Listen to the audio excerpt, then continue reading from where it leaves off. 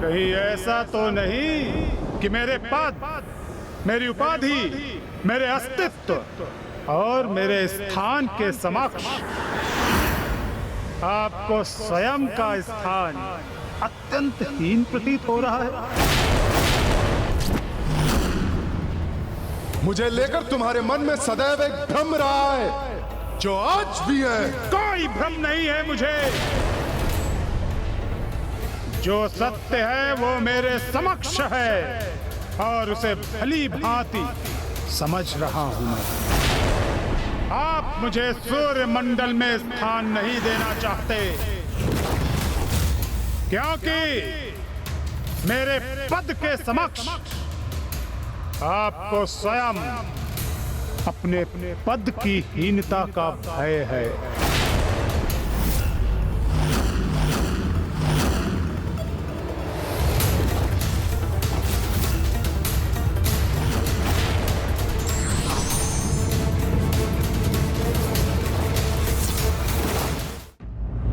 हे शिव भक्त शनिदेव, सूर्यदेव को आपसे भय अवश्य है, किंतु ये भय आपके वर्चस्व या आपके बढ़ते प्रभाव का नहीं, अपितु आपकी दृष्टि का है।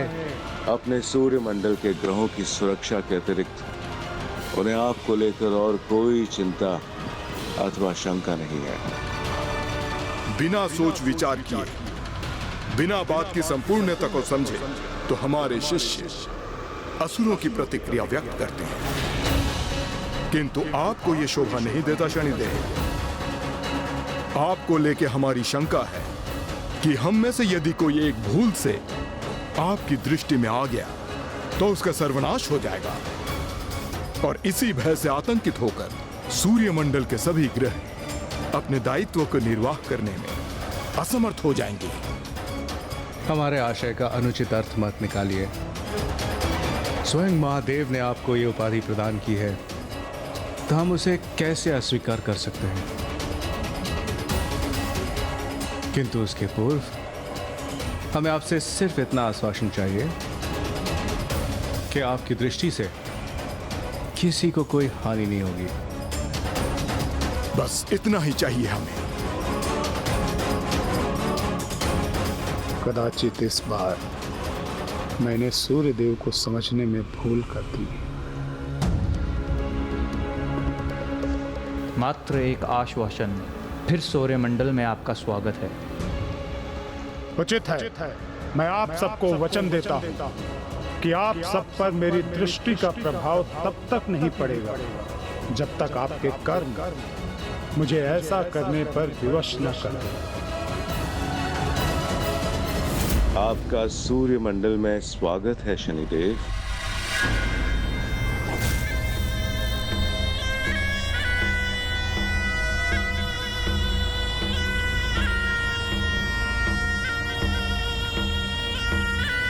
सदैव क्रोधित रहने के लिए मैं उचित सीख दूंगा तुम्हें शनि। बहुत रुचि है ना तुम्हें सूर्यमंडल में यह स्थान प्राप्त करने की? तो अब मैं तुम्हें तुम्हारे उचित स्थान से परिचित कराऊंगा।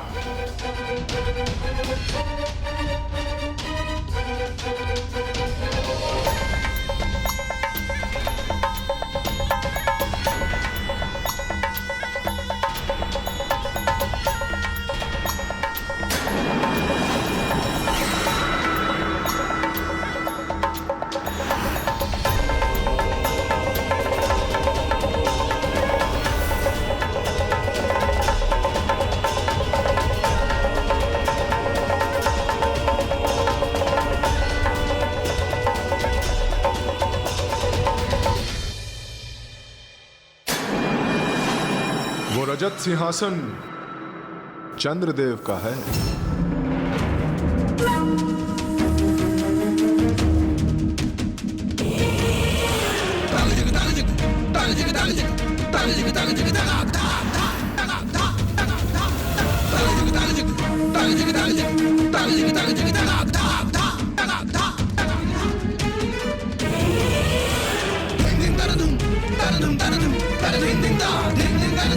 ताम्र सिंहासन मंगल देव का है।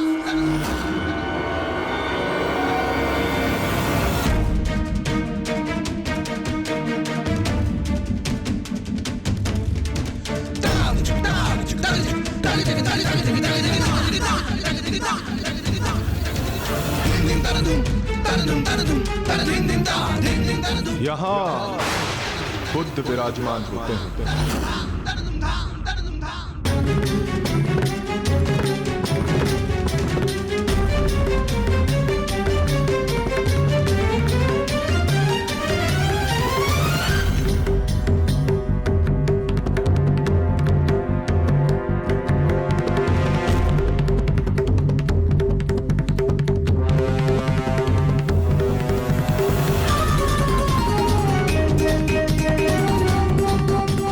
और ये स्वर्णिम पीले रत्न जड़ित दिव्य सिंहासन एकमात्र देवगुरु बृहस्पति जी का है।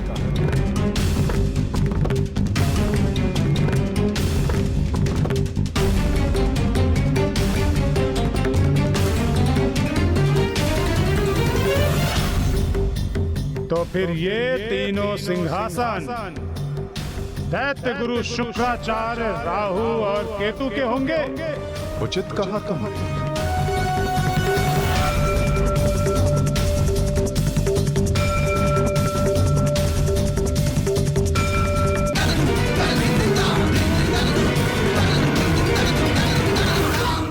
तो मेरे लिए केवल लौह सिंहासन ही शेष रह गया है।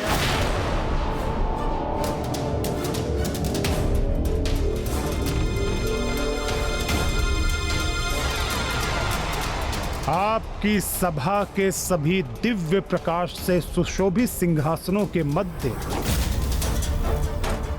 सर्वदा शोभाहीन सिंहासन। तुम अन्यथा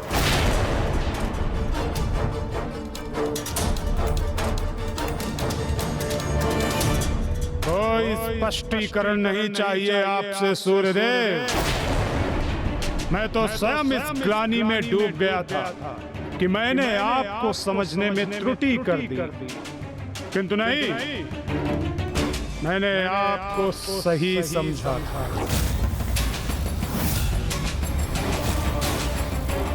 आप ना हमारे लिए कभी कुछ उत्तम सोच सकते हैं और ना उत्तम कर सकते हैं। इसलिए आपके और हमारे मध्य सौहार्द कभी स्थापित नहीं हो सकता। उचित कहा तुम।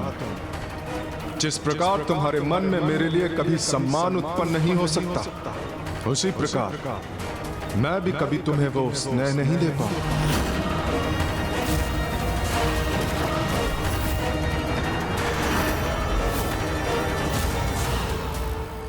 इस प्रकार तो सूर्यदेव और शनिदेव में किसी भी प्रकार का समझौता हो ही नहीं सकता लंकेश। आपने उचित कहा। उन दोनों में कोई समझौता नहीं हुआ। आज भी उन दोनों के मध्य वैसा ही बैर भाव है। इसलिए किसी की कुंडली में ये दोनों एक दूसरे के सम्मुख हों तो उसका प्रभाव अत्यंत कष्टकारी होता है। ये लीजिए लंकेश जी, जल ग्रहण कीजिए।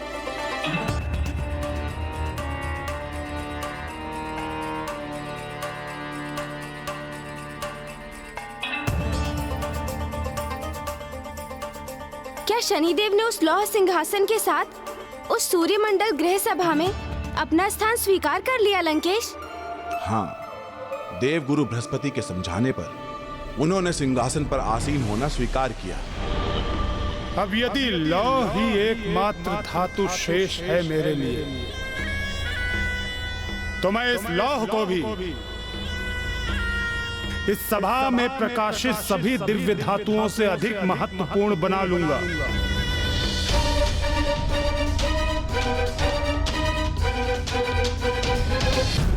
ओम नमः शिवाय। शिवो महेश्वरः शंभुः पिनाकी शशिशेखरः वामदेवो विरूपाक्षः कपर्दिनीललोहितः शङ्करशूलपाणिश्च खट्वाङ्गी विष्णुवल्लभः शिपिविष्टो अम्बिकानाथः श्रीकण्ठो भक्तवत्सलः।